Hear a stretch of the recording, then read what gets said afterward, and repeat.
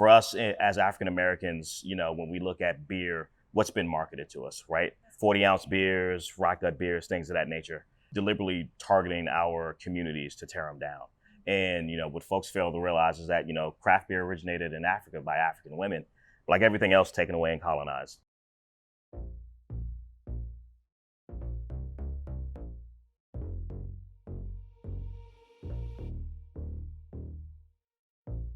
Hey everybody, welcome back to a new episode. My name is Amber Key and you're listening to a Bright Idea podcast, a show where I sit down with entrepreneurs to discuss the aha moments that launched their businesses. On today's episode, I'm speaking with Andrew and Jasmine Dill, the founders of Liquid Intrusion, Prince George's County's first Black-owned brewery. Andrew and Jasmine Dill are high school sweethearts and got started on their path of brewing during the pandemic. During that time, Jasmine had transitioned to working from home, and Andrew was a general manager for a Belgian-inspired beer bar, but unfortunately, he was laid off. To them, the pandemic was somewhat of a gift because they could tap into many talents that the couple previously didn't have time for. Andrew has extensive experience in serving, selling, distributing, and presenting beer, but learning to brew was the final bullet point on his checklist. He was graciously gifted an entire home brew set from a family of a U.S. Air Force veteran who had passed. They played around with a few recipes just to get used to the equipment, shared them with friends and family, and surprisingly received positive feedback from everyone. Today, Liquid Intrusion is in over 100 locations in D.C., Maryland, and the Virginia area, and has a tap room coming soon. Before we dive in, if you love what we're doing here at a Bright Idea podcast, help us keep going. You can subscribe to this show to get notifications when new episodes drop. If you like what you hear, share the episode with someone who needs a little inspiration. And if you would like to support the show directly, you can donate to our Cash App at a Bright Idea podcast. Lastly, if you're a business owner or a brand looking to connect with our growing audience, we'd love to collaborate with you. You can sponsor an ad within one of our episodes or sponsor an entire episode. Just reach out to us to learn more. Now let's get into this conversation. Here's my conversation with Andrew and Jasmine Dill, founders of Liquid Intrusion. Andrew Dill and Jasmine Dill, thank you so much for coming on to A Bright Idea. How are you guys doing? We're great. Thank you for having us. I'm doing good. I'm really happy to talk to you guys. It's funny that we met at a brewing festival. You guys were showing off some of your most popular beers, and now we're here today to have this interview, and I'm super excited for everyone to hear more about you and what you all are about. Awesome. Yeah, we're super excited. Thank you for having us. Absolutely. Okay, so before we get started, I want the audience, people that are watching this interview or listening to this interview, to get to know you guys a little bit before we get into your company. Do you want to play rapid fire real quick? Sure. Let's do it. It's a quick game. All right, so what was the first beer that you ever loved? Oh. Sweetwater 420 from Atlanta, Georgia. Okay. Back in the day, Yingling Black and Tan. Okay, why was that your favorite beer? First beer I ever had when I first turned 21. I was legally allowed to purchase.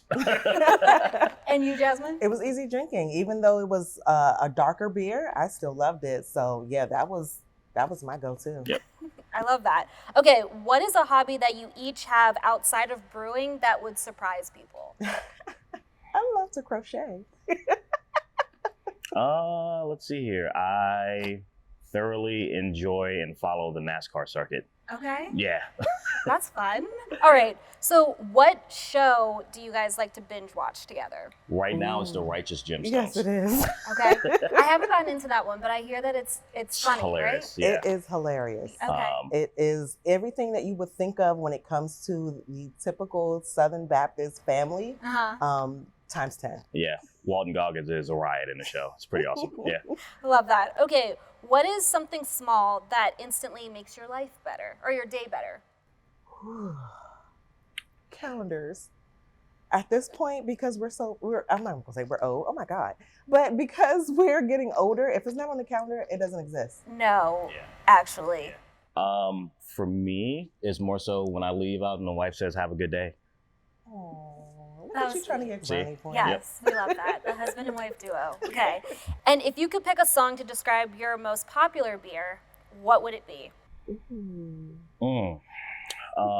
It's slipping my mind right now, but there is a reggae song called African Queen. It is. Okay. It is. And it's just, everything about worshiping and, really giving props to the African queen. Okay. Yep. I'll try to remember the name of the artist before the show ends. And that would be a tribute to African Queen, which is one of your most popular beers. Yes. Okay. Love that. Well, thank you for playing Rapid Fire. All right. I know, right? Let's take the audience back a little bit. How did you two meet? You want to take this or you want me to take this?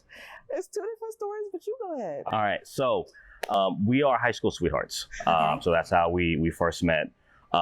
We went to the same college together, and then pretty much life after graduating, we really wanted to get into our careers. So we went to school at Johnson C. Smith in Charlotte, major HBCU down there. Shout out to the Golden Bulls. Mm-hmm. But we moved back up to DC, and the wife is in IT. She's been in IT since day one. I got into the beer industry. So I was a distributor rep in Washington, D.C., running the on-premise, so bars, restaurants, things like that around the area. I pretty much sold to neighborhoods like the Adams Morgan area and a little bit down in like Gallery Place, Chinatown as well too. After that, I left them and I went to Anheuser-Busch, which is like Budweiser. Okay. I was down in Richmond, Virginia for a good little stint. And then, it's kind of like the evil empire, like a, Star Wars reference kind of thing. But they are the king of beers, right? So like what they do as far as training and showing you what to do, and even the distributorship, they really show you how to attack the market and go out there and be successful. But just, it's kind of like any profession, they chew you up and spit you out kind of thing. So kind of got back into the restaurant industry, GM and beer bars, things of that nature. And then the pandemic happened. So I lost my job. Yeah. So now my wife would call it only child syndrome because I am the only child. So I'm bouncing off the walls. She's working from home, remote work. And she's like, you got to find a hobby, right? You got to leave me alone.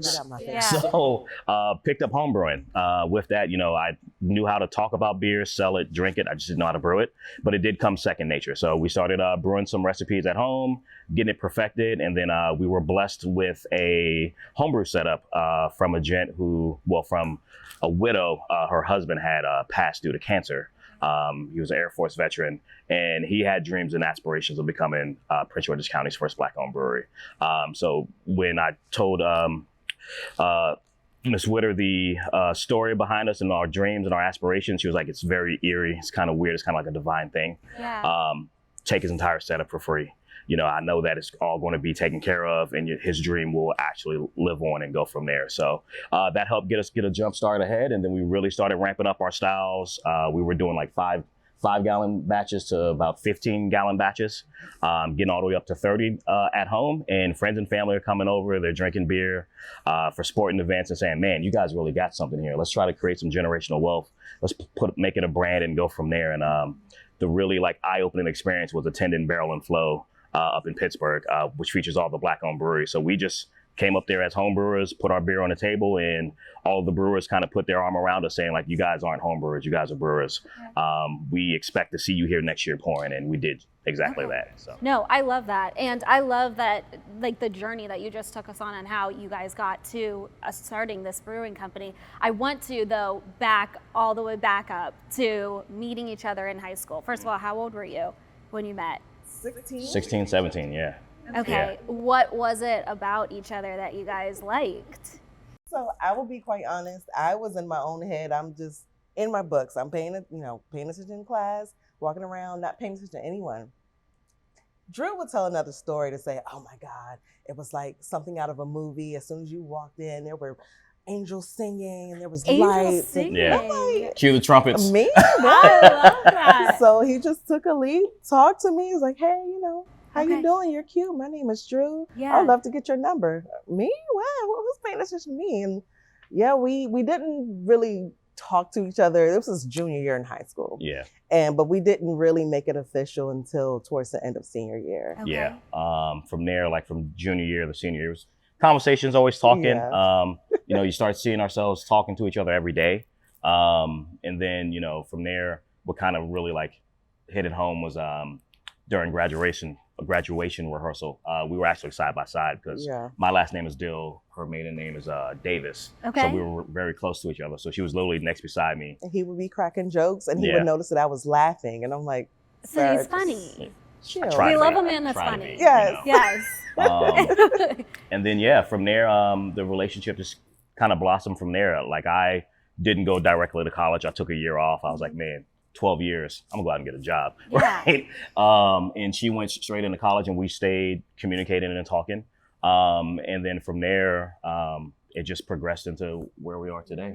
I ended up applying to the same school because due to family issues, my mom is 100% disabled. So school gave me a full ride and all that stuff, and they really helped me through my tenureship of college to go back home for surgeries and stuff like that. So it was also nice to know that she was there. I had somebody that can kind of like help me out and I can confide in, especially with all the things that I was dealing with personally at the time. So yeah. We see it a lot in business. There's friends that get together and build startups. There are boyfriend, girlfriends, there's husband and wives. You know the challenges, but also the blessings that come with that. What do you think makes it work between you two? Because we know what makes each other mad and we know what makes each other happy.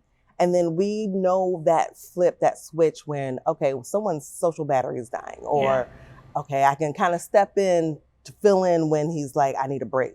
So it definitely helps to pick up on each other's cues, to pick up where we're both lacking. Yeah. But I will say, working with your spouse it's not for the weak. You have to be prepared for it. Not everybody can do it. But because we've been together so long, even when we're doing household projects, we can work together well with that. When we're doing certain festivals, we did have a friend that was behind our tent and was like, oh gosh, we could tell you guys are husband and wife. You guys bicker and this, but y'all get together quick. We're like, we were bickering? And had no idea. It's so minute. We don't want to hold on to it because again, husband and wife, business partners, we would definitely want to make sure we create some kind of a separation. And then like on the personal side of that, it's like being able to shut that flip off as well too, right? Or turn it on. So like when we know we're having date night and all that stuff, we don't mind if a quick revelation or a quick thought may come in and be like, oh, I forgot to tell you about this with the business. And then we can talk about that real quick and then get back to date night, whatever the experience that we're enjoying. And going that was my question. Like, how often are you, like you're bringing it home? It's not like you guys are two friends that came together and built a business. You're husband and wife. How often are you guys talking about work? And then when do you turn it off? We are talking about work almost every day. Almost every day. We try our hardest to cut it off. Well, I'm going to say about 6, 7, maybe 8 o'clock, because that's when we're also big wrestling fans too. So once wrestling is getting ready to come on, hey, it's like, cut it off. We got to watch Raw. We got to watch SmackDown.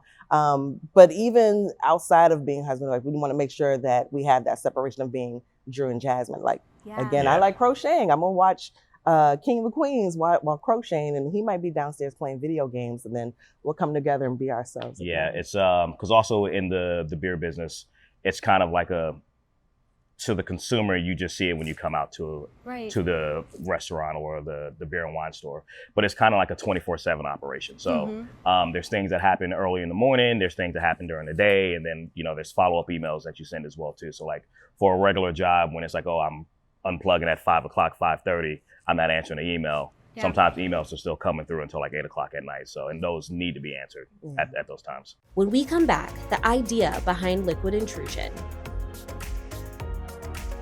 Did you guys think that you would ever be in business together? Personally, me? No. I had no idea. And and maybe because I am a practicing extrovert. And I say that because I love that. I'm in IT, so I'm behind the TV. I'm not the TV, the monitor. Yeah. I'm behind the keyboard. If you need to get in contact with me, send me a chat, send me an email. And then now being like, oh, well, I have to be the face of my company. What? I have to talk to people? Okay, well, let's figure out how to do it. I'm all in this. I do make sure I follow his lead because he did definitely help me to, figure out talking points, how to create small talk. Because again, as an introvert, we don't do small talk. Sorry. But I had no idea we would go into business, but I am grateful that I have such a great business partner. Oh, thank you. Thank you. I was never against it, right? Like if it happened, awesome. If it didn't, awesome. It didn't really matter to me. But I am thankful for it because I've been in this industry. So I've seen the highs, the lows, the round and rounds and everything. But what I'm very proud of for us in our business, to see all the accolade that my wife is getting as well too. Her being a Black woman in the space, just being Black in this space is very, scarce and minute. But being a Black woman in this space is even more smaller. So for her to be, a beacon out of the DMV area, putting on for our region, our area, and the things that she's doing for our business is bar none. And I get, a front row seat to it. I'm super happy about it. No, I love that. And we're going to get to that being like the one of the only in an industry that is overpopulated with white-owned brewers. But I want to get to the point where you guys decided that you were going to go into business together. Gotcha. You came from the industry, the beer industry. You worked for a Belgian brewing company, and then you were in IT working from home. And then 2020, I can't believe it's been like almost 6 years, and we're still talking about the pandemic, but it had so much of an effect on so many people.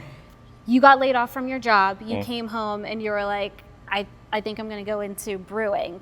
Walk us through that. You alluded to it earlier, but take us through that process. Yeah, so, it was just having a hobby, having something to do, right?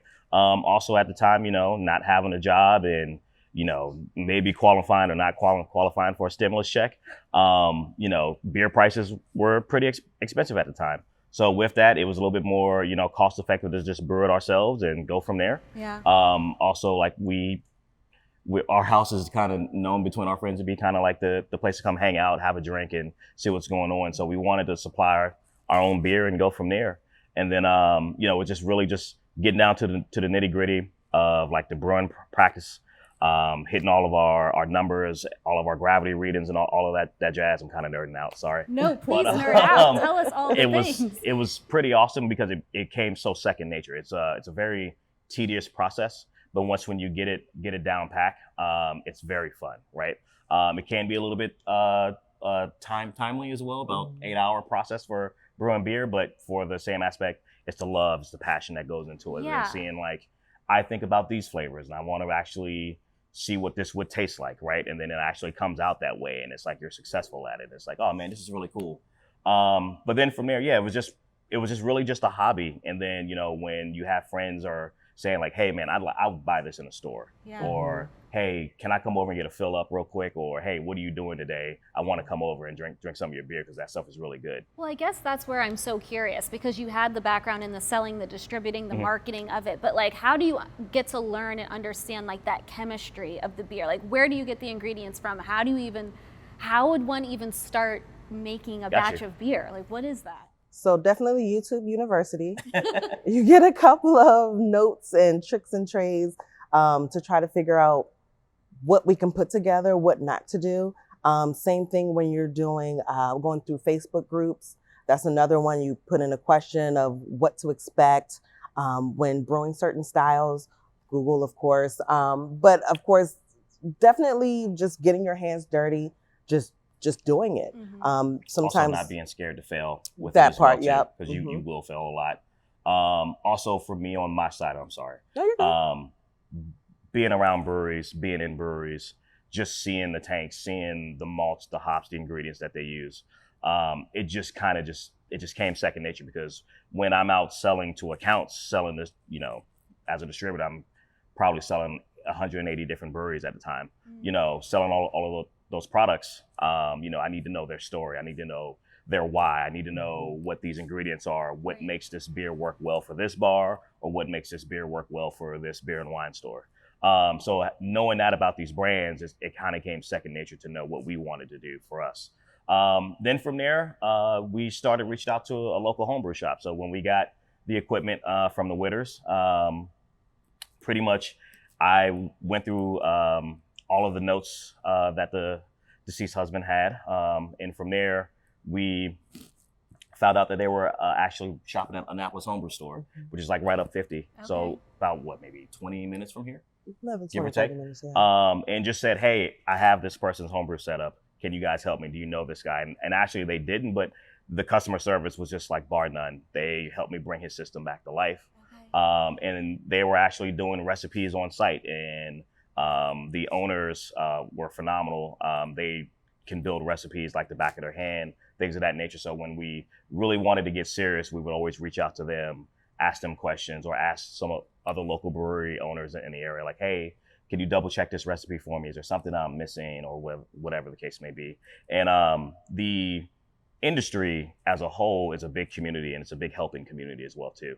So people are intrigued by recipes in our space, in the brewing aspect, intrigued by like how, these recipes come about. What is your vision for it? What are you trying to achieve? And everybody's system is different. Water chemistry is different, and Yeah. people approach certain styles differently. So when you kind of figure out something that you like, you're more than willing to share it, because sometimes whatever it is that you're sharing, it's hard to duplicate anyway. Yeah, I was going to say, for some breweries or maybe some home brewers, they will release their recipes out there for others to duplicate. But of course, as Drew stated, different variables like water chemistry could be what would alter the taste of the final product because of various minerals that may be in the water that may be coming out of your tap, or there's some folks that like to go out and get distilled water or RO water to remove everything, get just base water and then add their own minerals. So it just all depends.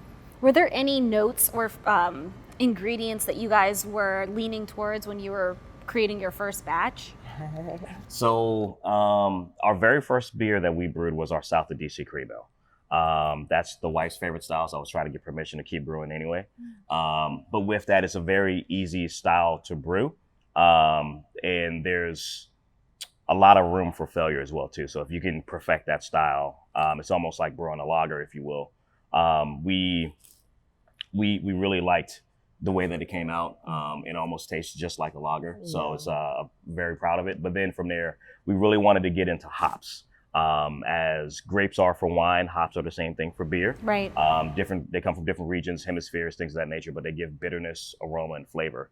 And we realized doing a market study that a lot of breweries across the country, they don't use hops from South Africa. And IPAs are like, the number one style in America. And a lot of South African hops do well in IPAs, and we didn't see that. We see, hops come from the Pacific Northwest, New Zealand, Australia, that are pretty prominent in IPAs. And these hop combinations kind of become a dime a dozen.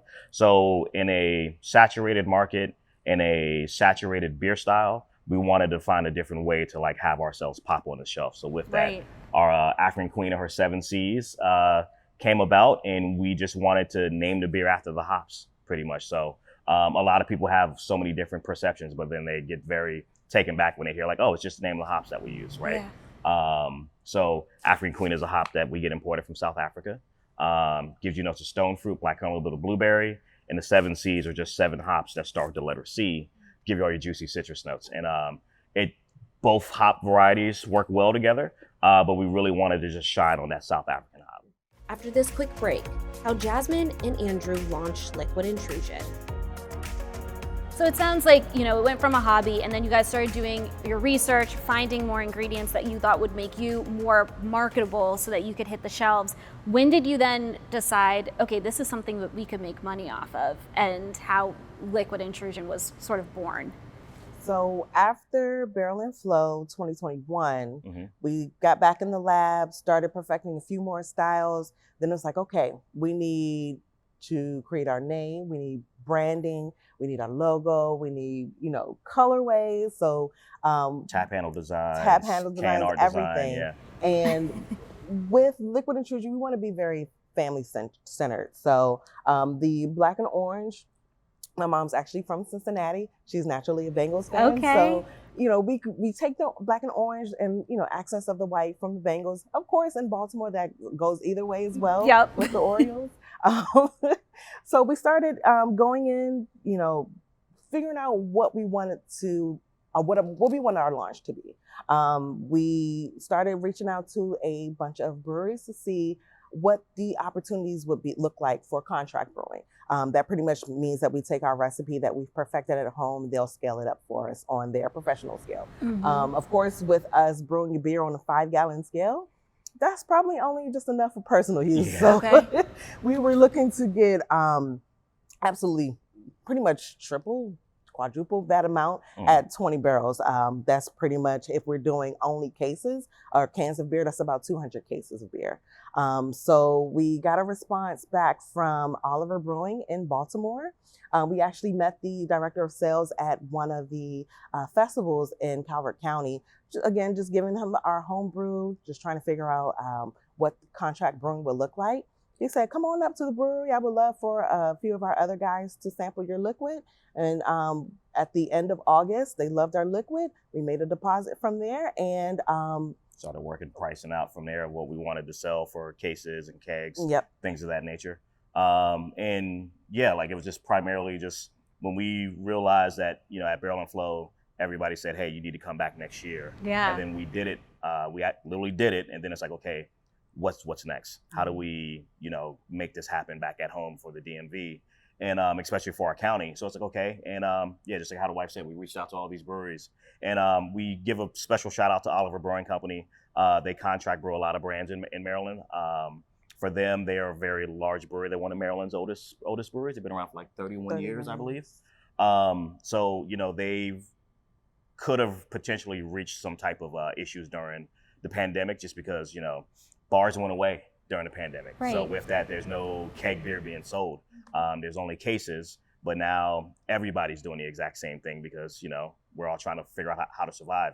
So what do? You find a pivot, and they pivoted to learn how to start incubating smaller brands and helping us get our name out there. Because for us as a brewery or as a contract brand, being able to, you know, start from the ground up, have our own facility, our own production space, you know, there's a lot of capital that has to go into that. So contract brewing before the pandemic was kind of like an evil term to say in our industry. But then now, you know, contract brewing is probably the way to go. Why is that an evil term? So before it was kind of like, oh, well, you're not professionally doing it yourself. Somebody else is brewing your beer for you. Okay. But then when people realize like how much it costs to run and operate a production facility and a tap room attached to it, it's like, oh, contract brewing is kind of cool now. So, you know, I don't have all that, you know, overhead that I have to worry about. I can just, you know, pay a deposit for a batch and then from there, get it out to the market, build my brand in the market, you know, get some notoriety out there. And then if it really clicks with consumers, then we can, you know, proceed forward to like continue building the brand, but also start looking for our own brick and mortar and build our own space out and go from there. One of the things about your story that I really love, that now that I've listened to it, is that you guys started this idea in 2020. It's 2025. You think about other people that have ideas to start their own brewing company or alcohol brand, and it's like years go by. But one thing that I think you guys are doing really smart is the partnerships that you've had along the way, and these contracts and these people that have helped you pretty much expedite the process. I mean, you're already talking about some in one day having a brick and mortar. Like, was there any like failure in between the time from like when you started to now that? I mean, we've gotten burned on some deals that we thought was going to work out for us. We were on the cusp of signing with a certain distributor in the area, and we thought that all the stars was going to align for it. So we got a little bit ambitious, and we pre-brewed a batch for them just to kind of like blanket the market. And they pulled the rug out from underneath us. So we were on the hook for that beer. And at that time, we were self-distro. So that means we're delivering the beer ourselves. By the power of my wife's Hyundai Tucson, I'm rolling around the state, and in Washington, D.C., you know, her truck full of kegs or cases and all that stuff, meeting deliveries, you know, delivering to places like Center Pocket, like where we're at right now. And getting with the distributor was going to allow us to, you know, start our capital raise and like deal with the things administrative wise behind the scenes, because I was just out in the market all the time, you know? And the wife is the eye in the sky. So she's handling invoicing, making sure that the website is good to go. So we really wanted to sit down and actually have the time to do the things that we need to do to progress forward. So that kind of delayed us a little bit, but we were able to get that batch sold off, and that also empowered us to know like, hey, no matter what comes our way, we can, you know, soldier through it together. At the same time, for me, I kind of treat it as it just lit a fire under us. You know, I'm not going to necessarily treat it as a fail. It's like, okay, I'm going to prove to you that you made a mistake. You know, I hate to sound cocky in that way, but, you know, with Black ownership in beer, it's, you know, as we said, it's so few of us, and we want to make sure that what we have is marketable, which it is. But at the same time, if you felt as if it wasn't the right time or it wasn't the right fit, that's fine. Let us know ahead of time. But at the same time, we're going to go twice as hard as we've done before. So at the same time, we're going to continue to let our light shine brighter and let folks know, hey, passing us, that's okay. But you'll see us we'll see you in our rear view. You made a grave mistake. Yeah. You guys are already a dynamic duo, but what do you think is your secret sauce for people that are thinking of starting their own brewing brand? How do you guys think you've had so much success? What has it been?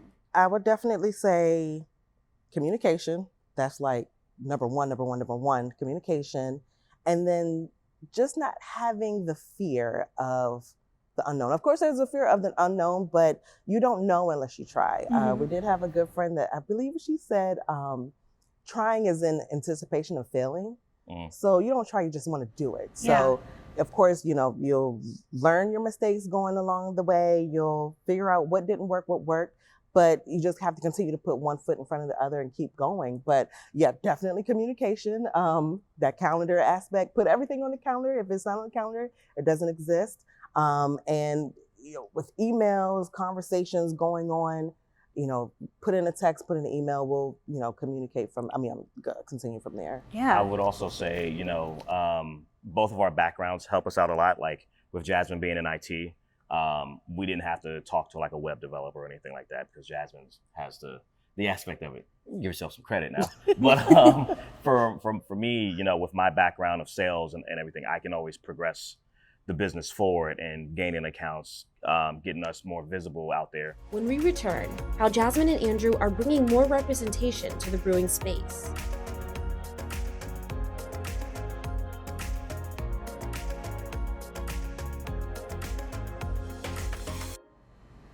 So again, you guys are Prince George's County's first Black-owned brewery.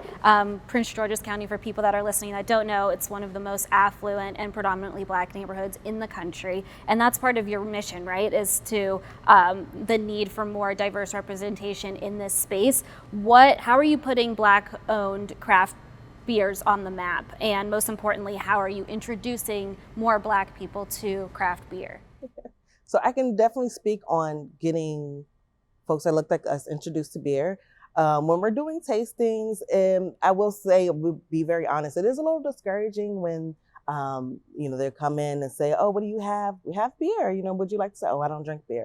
Okay, well, do you want to have a conversation with us or you want to just talk to us? So, we start telling them who we are, what we have, what we're aspiring to do.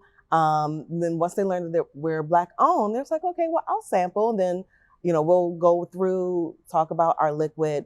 We are very big in food pairings as well, just like with wine. So, the one thing that I'm very gracious of, as long as you're able to try, that's number one. Even if you don't like it, that's okay, but at least you tried. There's folks that love to put their palate through the ringer with wine and with spirits. Do the same with beer. There's so many styles, there's so many styles out there. We just have to figure out what style you like. That works best for you. And from there, just also for that person who doesn't drink beer or craft beer, it's just not their preference. That's perfectly fine, but you have somebody in your family that does. And for us as African Americans, when we look at beer, what's been marketed to us, right? That's what I was going to ask next. Pretty much 40-ounce beers, rock gut beers, things of that nature. And, they are deliberately targeting our communities to tear them down. And, what folks fail to realize is that, craft beer originated in Africa by African women, like everything else taken away and colonized. But we really do our part to educate our folks to say, hey, this is what craft beer is. This is why it's here. And this is how it came about. And, we're super appreciative of folks like Center Pocket, like where we're at right now. That is a Black-owned, woman-owned, LGBTQ plus owned billiard spot, one of the largest billiard spots in the state.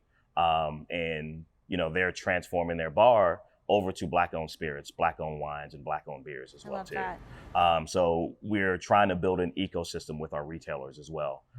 For us as a manufacturer, brewery, that's one of the best goals that we have, that we want to achieve, is we want to be in almost every account that we can possibly be in, but we definitely want to have a huge focus on Black-owned retailers or restaurants, things of that nature, because it's our ecosystem. We're just trying to rebuild it and just be a part of the community. You did mention how how beers were marketed to Black people in the past, and spaces that we've been left out of for so long. Did you guys grow up with families that were beer drinkers? Did you have beer in You the know, home? the typical cookouts, Yes. You know, there's a cooler for the kids and there's a cooler for the adults. Right, Yeah. right. You know, so but with that, you know, it's always been my choice of spirit for like a social drinking or alcohol or however you want to call it.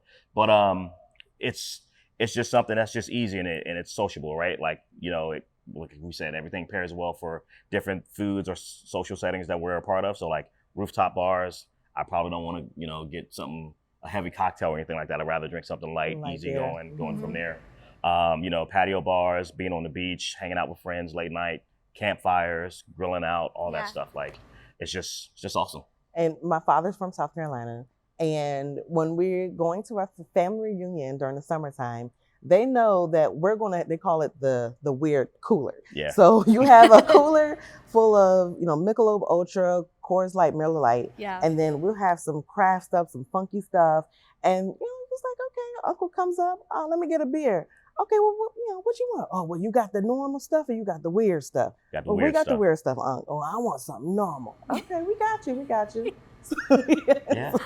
Wait, that's funny. No, but there's nothing I love more than in the summertime going to a cookout and cracking open a beer. Like, that's just how I grew up, and that's what I enjoy.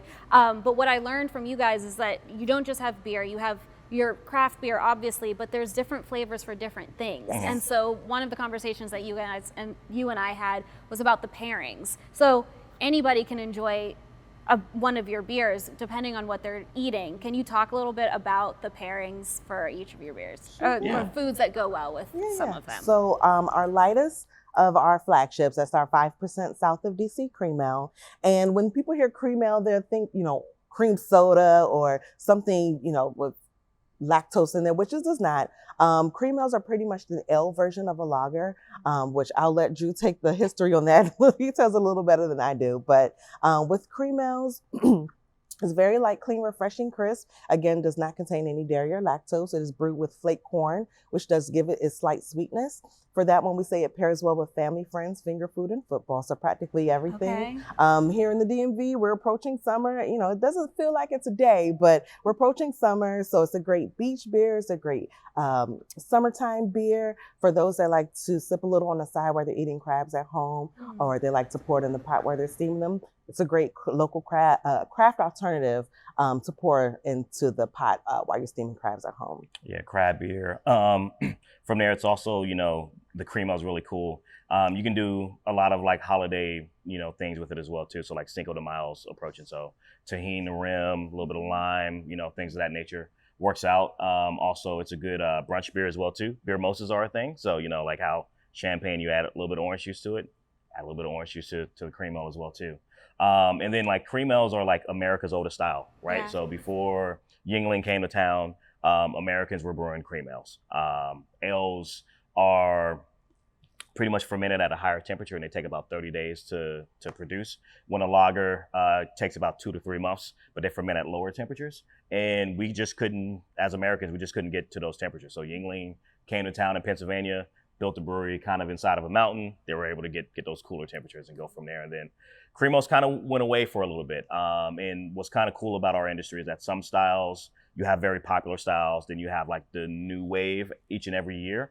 And we think that cream ales might be the new wave that's coming back. So we're pretty excited for it, but also we're very prideful behind it because we just wanted to put Southern Maryland on the map. Because like down in our neck of the woods, we don't have that many brick and mortar breweries. So with that, we only have one, which is Mully's. They're a husband and wife on operation as well too. But besides that, you know, we just really want to say, hey, for you drinking that, you know, that Michelob Ultra or that Coors Light or something like that, and you really want to get over into craft beer, why don't you try the South of DC cream ale and go Definitely from a there. gateway. Yeah. It's definitely one of my favorites. Appreciate that. Yes. Yeah. But you do also have like 3 other beers that Yes. you'd mentioned. Talk to me about those pairings. And then there's a special one that's a tribute to our Maryland Governor, Wes Moore. Sure. So the African Queen of her 7 Seas is our 6% West Coast style IPA. It's very bright and a little bit more on the piney side, but it's easy and approachable for like a novice IPA drinker. But for the more advanced palates out there, there's a lot of flavor that's going on in there with the hops. So like I said earlier, the names are play on words. It's pretty much the hops that we use in there. So African Queen is a hop that we get imported from South Africa. Notes of stone fruit, black currant, a bit of blueberry, and the 7 C's or 7 hops that start the letter C to give you all your juicy citrus notes. Pairs well with spicy foods, tacos, and smoked meats. So you can have this beer on a Tuesday or on a cookout weekend or anything like that. And then also going deeper into social settings, it does pair well with cigars as well too.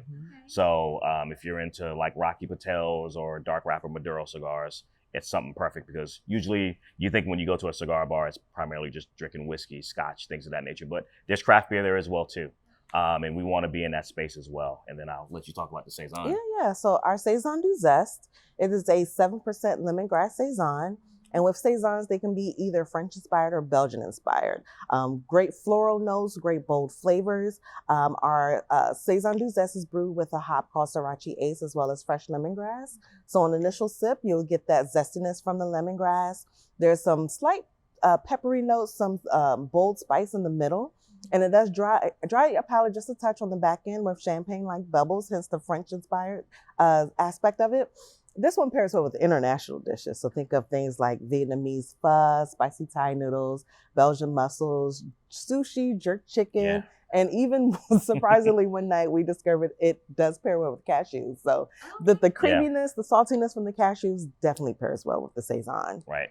And we just wanted to show range with our flagships, right? So we have something light offering all the way to our IPA, and then something a little bit more complex with the flavors and body of our Saison Du Zest. And then get into our now year-round collaboration with Forward Brewing Company. So our Maryland Maverick, it's an 8% hazy double IPA. Forward is the closest brewery to the governor's house. They're about a mile away walking. And we just decided to do a collaboration, and they just reached out to us like, we don't have an idea. We know what we want to do. We just need to figure out the theme of the collaboration. And for us, we value collaborations to kind of have a meaning behind them.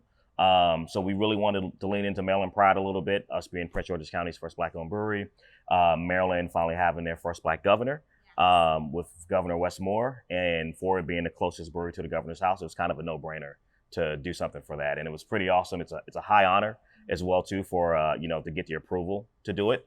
And with that has Mosaic hops in there, which is a very well-known hop. But we have African Queen in there as well, and another South African hop called Southern Subline, which gives us some very good juicy tropical notes. So compared to the African Queen, which is going to be a little bit more piney, slightly more aggressive, the Maryland Mavericks is kind of like a sneaky 8% is the best way to say it. And we just really wanted to lean into Maryland pride with it, right? So crab cakes flip our Old Bay. Our governor gets a beer. How about yours? What an honor. What an accomplishment too. Does Governor Moore know that he has a beer? He does. Yep. Has he tasted it? He has. Yes. What is his reaction? He How loves does he feel? He's all about the liquid. Is the best way to say it. So Governor Moore is a beer drinker. Governor Moore is a beer drinker. The First Lady is a beer drinker as well too. Okay. She absolutely loves our South of DC Cream Ale, and she's very ecstatic about the Maryland Maverick as well too.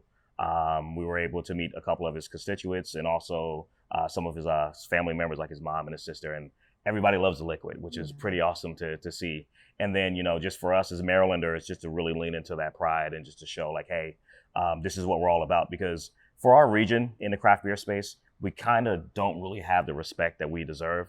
And it's getting to the point where we're kind of tired of it, So instead of us just being abrasive about it, we're just going to really lean into what we do a whole lot more and just try to amplify it and go from there. And you're just getting really creative in the ways that you're growing your business and marketing yourselves, which I think deserves its flowers, because you guys are in the grind in it, so you are in the weeds every day, but it's only been 5 years and you've done so much, and I just think that's something to be so proud of. For sure. And that's why collaborations are so important as well, because we're able to kind of cross-pollinate each other's audiences. So, for our audience that may not necessarily know of a brewery, somewhere in Baltimore, just as an example, they're able to go to that brewery to travel if we're doing a collaboration there. And then for that brewery's audience, they're able to be introduced to what we have and what we're doing. So it's a great thing. It continues the cycle.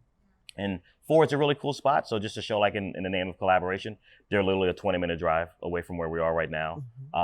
Their spot is really great, and the beers that they make are super phenomenal. And we appreciate them so much for wanting to be a part of the collaboration as well. For them to give us an opportunity, and then for us to try to, mold it into something that's going to be so legendary for what it is. Like it's really cool. And we never thought that it would be, to this magnitude. So we're super appreciative of Forward and all the collaborations that we do as well too.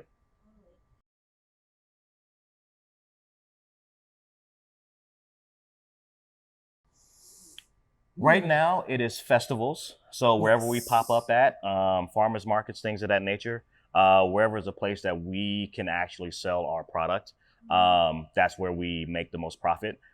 Because what happens, being as a contract brewery, we are also paying labor on top of that. And then now we're with a distributor, and the distributor has to have their cut as well too, because in that cut, that goes to paying, the reps that go out and attack the market each and every day, to the warehouse team, and that goes to gas for the trucks and the vans, and also gas for the forklifts and their light bill and all that stuff. So we understand it, but it's a necessary evil is the best way to say it. And I'm not trying to say that in a derogatory frame or anything like that, because our distributors on the other side, and they do a very good job for us. But it's just that in that aspect, we are very diligent on price to consumer. So we don't want to overprice ourselves to the point where our prices aren't attractive to you as a consumer. And if we trickle that, uphill, the retailer is going to, give us pushback on that if we're priced too high.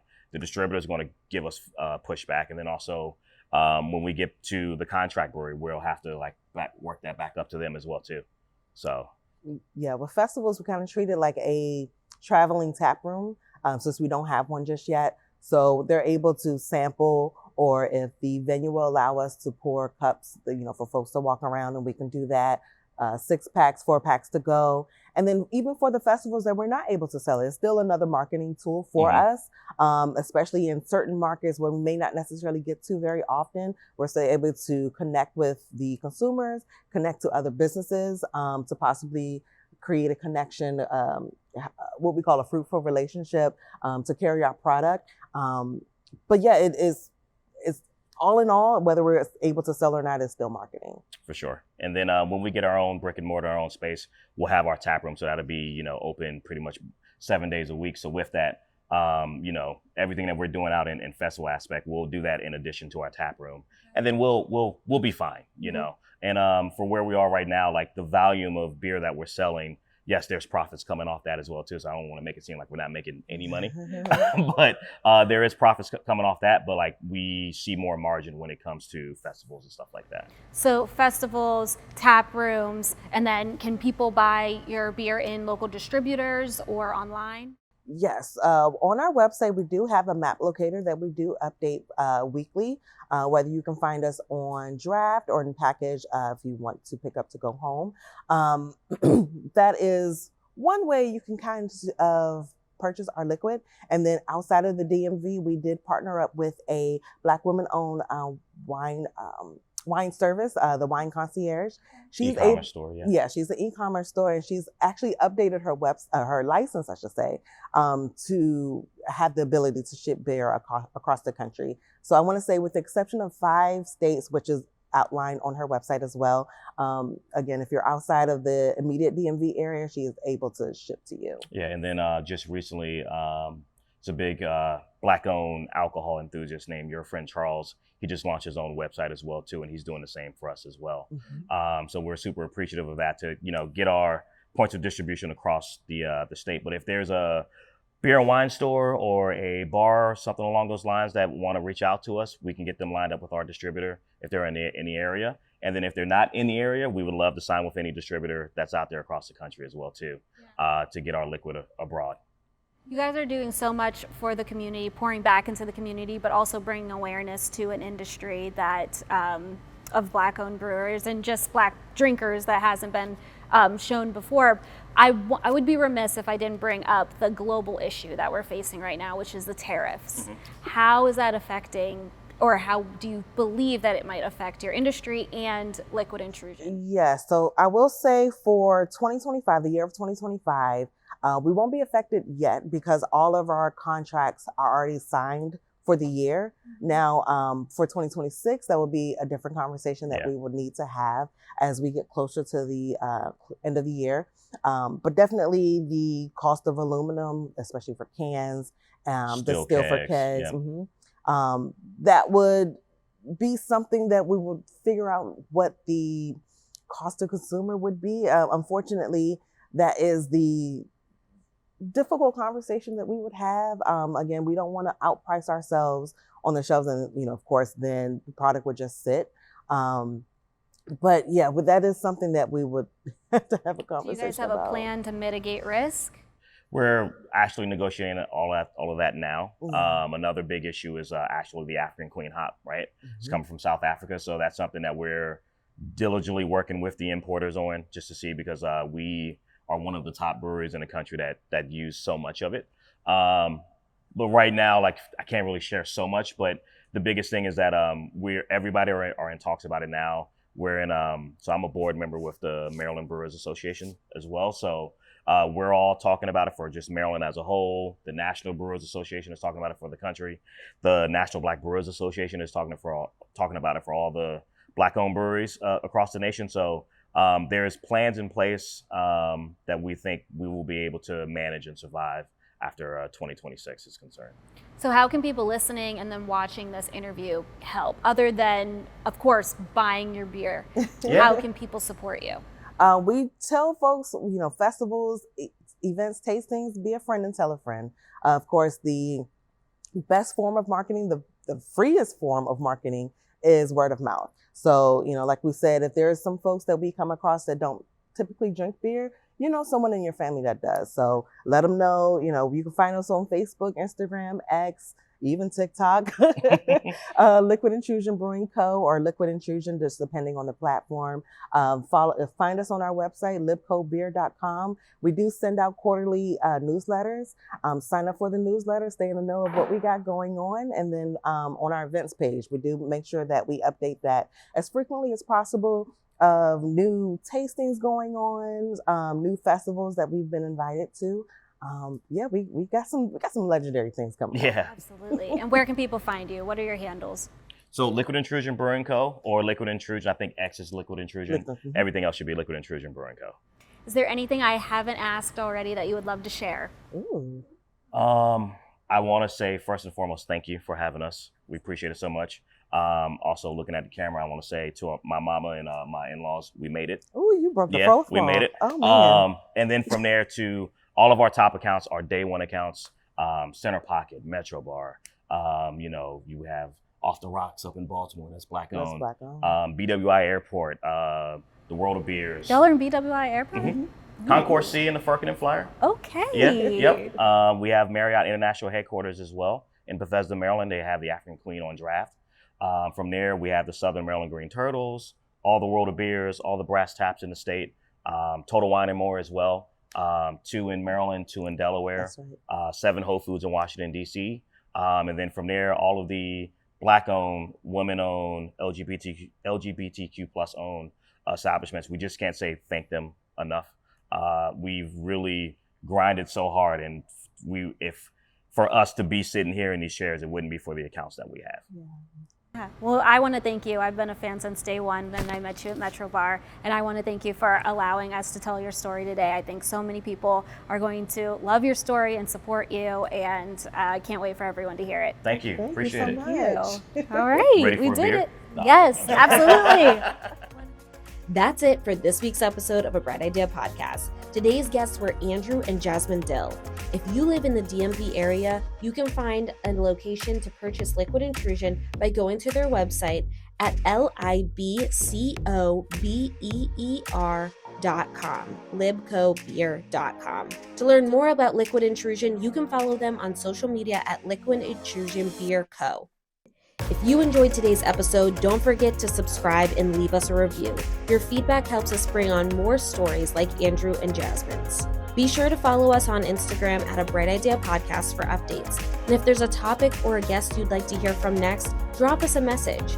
If you would like to support our show directly, you can donate to our Cash App at A Bright Idea Podcast. This episode was brought to you by my editor, Chris Kramer. The camera work was done by Kayla Key and Quincy Tucker, and all social media was done by Shekinah Henderson. Until next week, I'm Amber Key.